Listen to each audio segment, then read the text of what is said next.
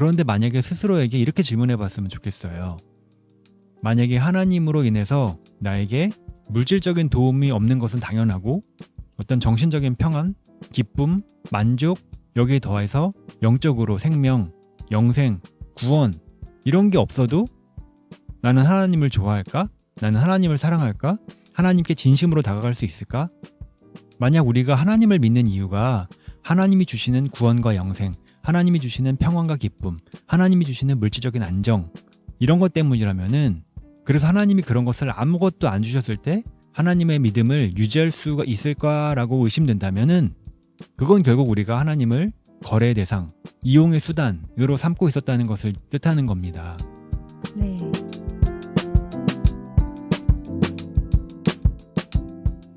안녕하세요. 어린 양을 따르는 어린 양 미양교회 개굴입니다. 안녕하세요. 어린 양을 따르는 어린 양 미양교회 토끼입니다.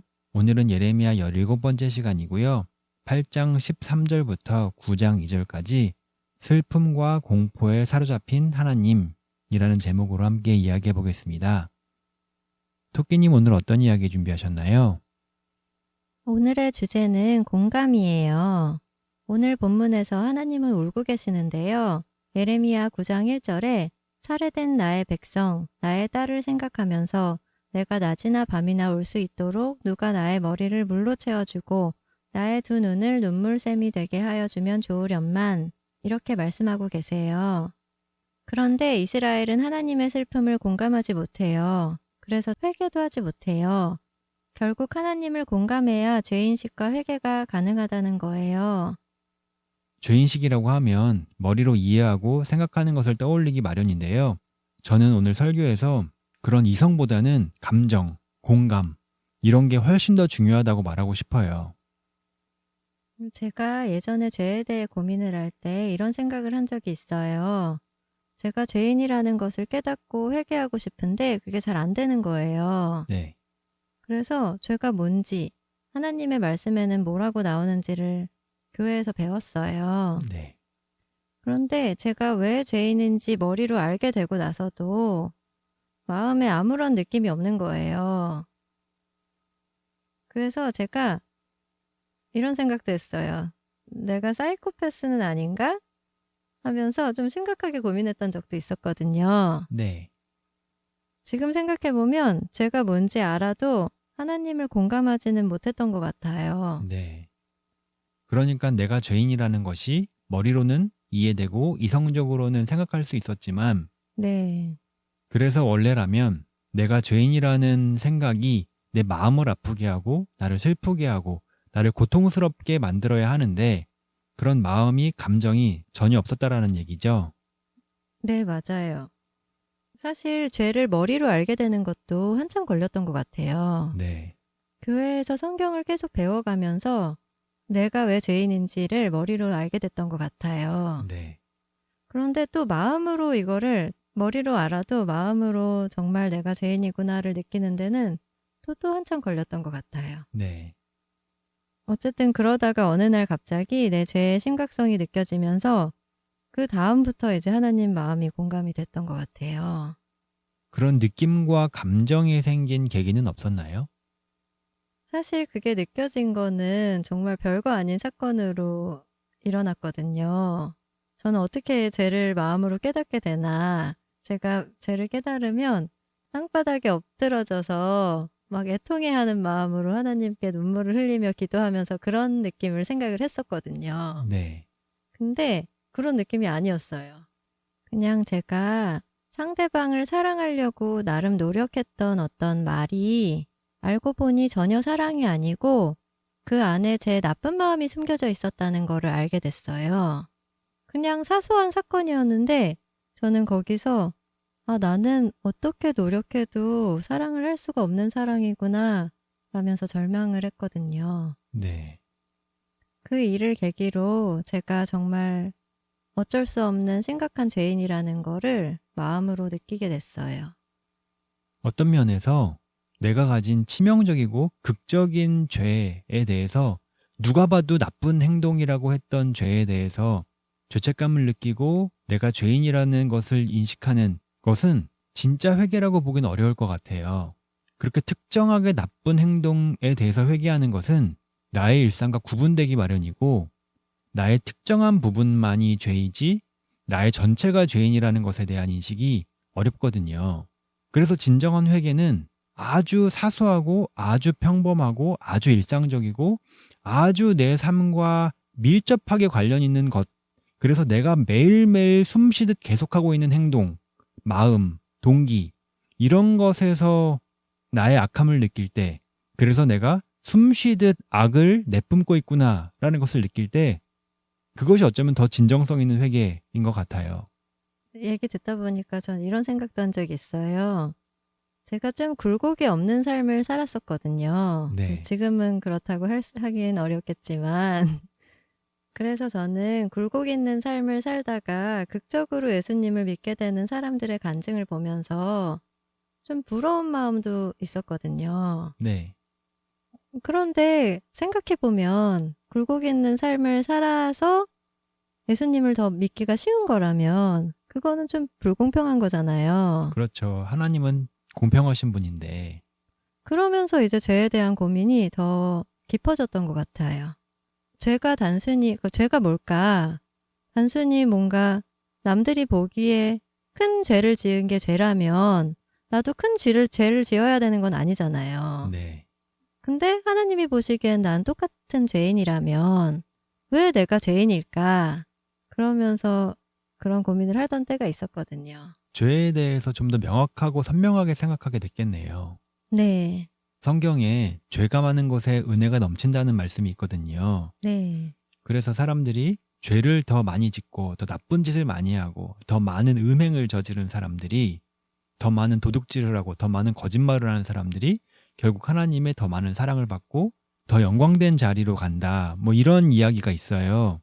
그런데 그런 거는 완전히 오해예요.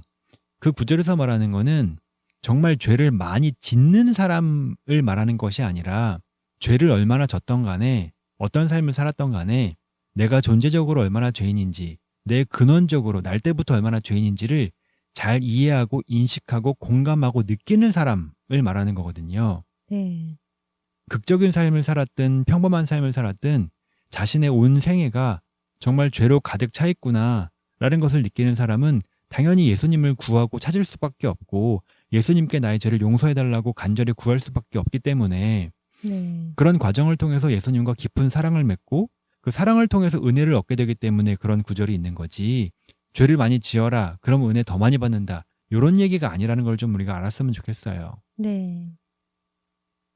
그래서 결국에 우리가 나아가야 할 방향은 하나님을 공감해야 된다는 건데요. 오늘 설교에서 하나님도 공감받고 싶어 하신다고 말하고 있는데요. 공감이 하나님 존재의 본질, 본성, 본능이기 때문이라고 하고 있어요. 공감에 대해 조금 더 이해해 보기 위해서 오늘 설교의 한 구절을 읽어볼게요. 따라서 오로지 독립개체가 서로 공감할 때만 두 개체의 독립성이 유지되면서 동시에 두 개체가 완전히 하나로 연결된다. 나의 표현으로 두 뇌가 하나로 연결되어 하나의 생각을 함께하면서 동시에 두 뇌가 각자 주체적, 능동적, 독립적으로 작동한다. 이와 반대되는 개념이 집착과 거래이다. 집착은 두 개체가 하나로 연결되는 반면 둘 중 하나는 수동적, 소극적, 종속적이 된다. 반면 거래는 두 개체가 주체적, 능동적, 독립적이기는 하지만 두 개체가 전혀 연결되어 있지 않은 채 같은 목적을 따라 같은 방향으로 갈 뿐이다. 저는 이 부분을 읽으면서 공감이라는 게 조금 더 이해가 됐는데요. 두 개체가 독립되어 있으면서 연결된다는 말이 공감에 대해서 잘 표현한 것 같아요, 정말로. 반면에 집착은 연결은 되어 있지만 동등한 관계가 아니고요. 또 거래는 서로 동등한 관계이긴 하지만 연결되어 있지 않은 상태를 말한다고 한 부분이 읽으면서 잘 이해가 됐어요. 그러니까 공감이라는 게 예를 들어 노예가 주인의 마음을 읽고 이해하는 것, 느끼는 것, 이거를 공감이라고 말하진 않는단 말이죠. 네, 그리고 시장에서 물건을 사는 사람이 시장의 사장님의 마음을 아는 것을 그래서 어떻게 하면 물건을 더 싸게 사고 어떻게 하면 더 좋은 물건을 가져올까에 대해서 고민하는 것을 공감이라고 말하진 않는다는 거죠. 네. 공감은 언제나 서로 같이 느끼고 같은 것을 보고 같은 마음을 가져야 하는데 절대로 누군가가 누군가를 추종하거나 누군가가 누군가에게 종속되거나 누군가가 누군가에게 지배당하는 그래서 상하 관계가 있는 그런 관계에서는 절대 공감을 할 수가 없어요. 공감이라고 부르지 않아요. 동등한 관계일 때 그래서 서로 연결될 필요가 없는 상태일 때 그럼에도 불구하고 서로 연결되고 서로의 마음을 이해하고 서로가 어떤 마음을 가지고 있는지를 내 마음 느끼듯 느낄 때 그때만을 공감이라고 말하는 거거든요. 네. 삼위일체 하나님도 이런 거 아닌가요? 저는 그렇게 생각합니다. 정말로 하나님은 삼위로서 온전히 독립된 세 개체이지만 동시에 그 세 개체가 구분되지 않을 만큼 온전히 하나가 되어서 서로 같은 마음, 같은 생각, 같은 뜻, 같은 느낌, 같은 감정을 가지고 움직이시기 때문에 삼위일체가 공감에 대해서 가장 절묘하게 보여주는 하나의 모습 같아요. 네. 저희가 방송하면서도 거래랑 관계라는 단어를 많이 사용하는데요. 거래랑 관계라는 개념에 대해서도 이야기해 보고 싶어요. 방금도 거래에 대해서 조금 얘기해 봤는데요. 세상은 모두 거래 관계만 있는 것 같아요. 사람들은 나에게 유익이 되는 사람과 관계를 맺고 그렇지 않은 사람은 무시하거나 피해요. 거래 관계가 잘 맞는 사람과는 관계가 좋은 것 같지만 마음이 있는 것이 아닌 잠시 방향이 맞는 관계일 뿐이에요. 그런데 성경에서는 거래가 아닌 사랑의 관계를 이야기해요. 거래 관계에서는 마음이 없이도 피상적인 관계만 있을 수 있지만 사랑의 관계에서는 마음이 중요한 것 같아요. 그러면 하나님과도 거래 관계를 맺는 사람이 있겠네요. 하나님과 마음을 나누고 같은 마음을 느끼고 공감하고 하나님의 아픔과 기쁨을 나의 아픔과 기쁨으로 느끼지 않고 그냥 하나님의 목적과 나의 목적이 같기 때문에 그냥 같은 길을 가고 있을 뿐 서로에 대한 관심은 없는 관계. 그런 관계도 충분히 있겠네요. 대표적으로 바리새인들이 그랬죠. 맞아요. 바리새인들은 물론 자신이 하나님을 이용하고 거래하고 있다고 생각 안 했겠죠, 당연히. 그런데 바리새인이 원했던 것은 하나님의 마음을 느끼는 게 아니라 하나님을 통해서 자신의 지위와 자신의 정당성, 자신의 정체성, 자신의 거룩함이 늘어나고 확장되고 알려지는 것, 그래서 자신의 존재가 부각되고 가치 있어지는 것, 여기에 관심이 있었거든요. 그래서 예수님이 오셔서 애통하는 마음으로 사람들을 사랑하고 사람들을 치유하셨을 때 바리새인은 가만히 있을 수가 없었던 거예요. 왜냐하면 예수님은 자신의 명예와 권력을 높이는데 아무런 도움이 안 됐거든요. 그렇게 하나님을 거래의 대상으로 생각했던 바리새인은 그랬기 때문에 예수님을 죽이게 되는 거라고 저는 생각합니다. 저도 옛날에는 제가 순수하게 하나님을 사랑하고 있다고 생각했었거든요. 네. 그런데 그게 다 거래와 제 유익을 위한 거였다는 거를 나중에 알게 됐어요. 나의 유익을 위해서 정말 순수하게, 순전하게 하나님을 사랑할 수가 있죠. 네. 그 거래 속에 들어가 있을 때는 자기의 마음을 잘 몰라요. 내가 하나님을 얼마나 좋아하는데, 내가 얼마나 하나님께 진심이었는데, 내가 하나님께 정말 정말 정성을 다해서 봉사하고 정성을 다해서 예배드리고 그랬는데 왜 내가 죄인이고 왜 내 마음이 거래야? 라고 반박하는 경우를 많이 들었거든요. 네. 저도 그랬고요, 당연히. 그런데 만약에 스스로에게 이렇게 질문해 봤으면 좋겠어요. 만약에 하나님으로 인해서 나에게 물질적인 도움이 없는 것은 당연하고 어떤 정신적인 평안, 기쁨, 만족, 여기에 더해서 영적으로 생명, 영생, 구원 이런 게 없어도 나는 하나님을 좋아할까? 나는 하나님을 사랑할까? 하나님께 진심으로 다가갈 수 있을까? 만약 우리가 하나님을 믿는 이유가 하나님이 주시는 구원과 영생, 하나님이 주시는 평안과 기쁨, 하나님이 주시는 물질적인 안정 이런 것 때문이라면은 그래서 하나님이 그런 것을 아무것도 안 주셨을 때 하나님의 믿음을 유지할 수가 있을까라고 의심된다면은 그건 결국 우리가 하나님을 거래의 대상, 이용의 수단으로 삼고 있었다는 것을 뜻하는 겁니다. 네. 저는 공감을 믿음과 한번 연결시켜 보고 싶어요. 공감하기 위해서는 이해하기도 해야 돼요. 이성이 필요해요. 상대방이 무엇을 좋아하고 무엇을 싫어하는지, 무엇을 기뻐하고 무엇을 슬퍼하는지, 어떤 때에 흥분하고 어떨 때에 가라앉는지, 이런 거에 대한 정보를 우리가 알아야 돼요. 그리고 왜 그렇게 되는지를 이해해야 돼요. 그런 이해 없이 상대방을 공감하는 것은 동정이고 감정적인 유희에 불과해요. 또 반대로 상대방에 대한 이해는 충분하고 많고 정확하고 미묘한 부분까지 상대방에 대해 잘 알고 있는데, 상대방의 슬픔에 함께 슬퍼하지 못하고 상대방의 기쁨에 함께 기뻐하지 못하는 상태는 그냥 단순히 실험의 대상, 관찰의 대상으로 이해하고 있을 뿐 사랑하고 공감하는 것은 아니에요. 믿음도 마찬가지예요. 믿기 위해서는 예수님이 우리를 위해 죽으셨고 부활하셨고 그 죽음과 부활의 의미가 무엇인지 정확하게 알고 있어야 돼요. 그것이 우리의 죄를 위한 죽음이고 부활을 통해 우리의 죄를 용서하시고 우리를 새 생명 얻게 하셨다라는 정확한 이해가 필요해요. 그런 이해 없이 예수님을 믿는다는 것은 우상숭배이고 기복신앙일 뿐이에요. 그냥 예수님이 하나님이고 그 하나님이 나에게 잘해준다니까 그냥 그거를 덮어놓고 믿는 거예요. 그런 믿음은 아무것도 아니에요. 또 반대로 예수님에 대한 이해는 충분해요. 성경이 뭘 말하는지를 많이 읽고 많이 들었어요. 그런데 그것에 대한 감정적인 동요가 전혀 없어요. 감정적인 동요가 없으면 삶의 변화가 없고, 삶의 변화가 없으면 아무것도 하지 않아요. 아무런 행동도 하지 않아요. 그런 사람들은 보통 신학교에 많이 있죠. 신학교에 있는 교수님들이 전부 다 나쁜 사람은 아니지만 교수님들 중에는 신앙이 없는 교수님들도 있거든요.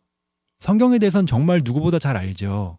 그런데 그 성경이 그 마음의 변화를 일으키지 않고 감정적인 변화를 일으키지 않아서 하나님을 관찰의 대상, 실험의 대상으로만 생각하고 학문의 대상으로만 보죠.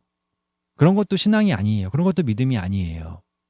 결국 믿음에도 성경에 대한 지식, 이해, 논리, 그리고 이성이 너무너무너무 필요한데 거기에 더해서 감정, 하나님의 마음을 느끼고 하나님과 함께 기뻐하고 하나님과 함께 아파하고 하나님과 함께 고통당하고 하나님과 함께 승리의 부르짖음을 느끼는 그런 쾌감이 필요해요. 이런 게 없으면은 그 믿음은 한 사람의 삶을 변화시키지도 못하고 한 사람이 예수님의 뜻을 따라서 걸어가게 하지도 못해요. 그래서 예레미야 앞부분에서는 하나님이 왜 이스라엘을 심판하시고 이스라엘의 죄가 무엇인지, 왜 하나님이 분노하셨는지에 대해서 자세히 설명해줘요. 하나님이 왜 이스라엘을 심판하는지 이성적으로 논리적으로 이해할 수 있도록 해줘요. 그런데 오늘 본문에서는 그런 이해가 아니라 하나님의 감정을 격정적으로 표현하세요. 아까 읽었던 예레미야 9장 1절도 그렇고 9장 2절에서도 누군가가 저 사막에다가 내가 쉴 나그네의 휴식처를 마련하여 내가 이 백성을 버리고 백성에게서 멀리 떠나 그리로 가서 머물 수 있게 하여 주면 좋으련만. 이 구절을 풀어 말하면 이스라엘 때문에 아픈 마음을 누군가에게 토로하며 회복하고 싶다는 뜻이에요. 이 역시 아픈 마음을 공감받고 싶다는 하나님의 철박한 호소입니다. 왜 하나님이 이렇게 자신의 아픔과 슬픔과 고통을 이렇게 연약하고 어리석게 무슨 어린 아이가 칭얼거리듯 울먹이며 얘기하고 있냐. 결국 이 하나님의 아픔에 공감하지 않으면, 이 하나님의 아픔이 나의 아픔이 되지 않으면 이 하나님의 아픔을 보며 하나님 왜 저래? 하나님은 전지전능한데 왜 이렇게 슬퍼하셔? 전지전능하면 슬퍼하면 안 되는 거 아니야? 혹은 하나님이 슬퍼하시는 거 보니까 하나님은 되게 연약한가 보다. 하나님은 연약하면 나를 못 도와주겠네? 내가 정말 필요할 때 강하게 나타나셔서 적으로부터 나를 지켜주셔야 되는데 이렇게 징징 짜고 울면 어떻게 나를 도와주셔? 하나님 믿을 필요 없네. 이런 생각을 우리가 한다는 거죠. 이렇게 생각하면은 하나님을 믿지 않는 거예요. 하나님을 사랑하지 않는 거고 하나님과 관계가 없는 거예요. 하나님을 믿는 것은 하나님의 마음에 공감해야 돼요. 하나님의 아픔에 공감해야 돼요. 하나님이 이스라엘 때문에 얼마나 고통스러우셨는지 그 고통이 내 마음 안에 들어와야 돼요. 그럴 때 하나님을 사랑할 수가 있고, 그럴 때 하나님의 말씀이 나의 마음에 들어올 수 있고, 그렇게 나의 마음에 들어올 때 하나님의 말씀을 따라 내가 살 수 있고 행할 수 있고, 하나님 말씀을 따르는 과정 중에 하나님을 바라보며 그 자체가 하나님이 주시는 어떤 구원과 생명과 은혜와 사랑이 좋기 때문에 하나님을 따르는 것이 아니라 하나님 그 자체가 좋기 때문에 하나님이랑 같이 있고 하나님이랑 같이 울고 하나님이랑 같이 맞고 하나님이랑 같이 죽고 하나님이랑 같이 살고 하나님이랑 같이 승리하는 그 모든 것이 좋기 때문에 나에게 손해가 되던 나에게 이익이 되던 그냥 하나님 그 자체가 좋기 때문에 신앙생활을 하는 것이 진정한 믿음이라는 거예요. 결혼 생활도 마찬가지예요. 우리가 누군가를 사랑하고 결혼하는데 그 상대가 배우자가 나에게 유익이 되고 나에게 도움이 되고 나를 기쁘게 해주고 나를 편하게 해줄 때만 사랑하고 나에게 아픔을 주고 나에게 슬픔을 주고 나에게 불편함을 만들고 나를 힘들게 하면 사랑하지 않는 관계라면 그거는 결코 사랑한다고 말할 수 없다라는 거죠. 사랑한다는 거는 상대방이 나에게 불편함을 줘도 상대방 때문에 힘들게 돼도 상대방 때문에 슬퍼하게 돼도 함께 슬퍼하고 함께 불편해하고 함께 아파하는 것이 나에게 너무나 기쁨이 되고 그것이 나에게 너무 소중하기 때문에 결혼하고 사랑하는 거거든요. 그런 사랑이 없으면은 결혼 생활을 유지할 수가 없어요. 왜냐면은 결혼 생활에서는 좋은 일보단 안 좋은 일이 더 많거든요. 왜냐면 결혼은 일상이고 생활이고 삶 속에서는 좋은 일은 너무 좋지만 순식간에 지나가 버리고 나머지 시간들은 대부분 문제를 해결하고 문제를 수습하는 시간이거든요. 그런데도 우리는 왜 결혼하냐? 왜 사랑하냐?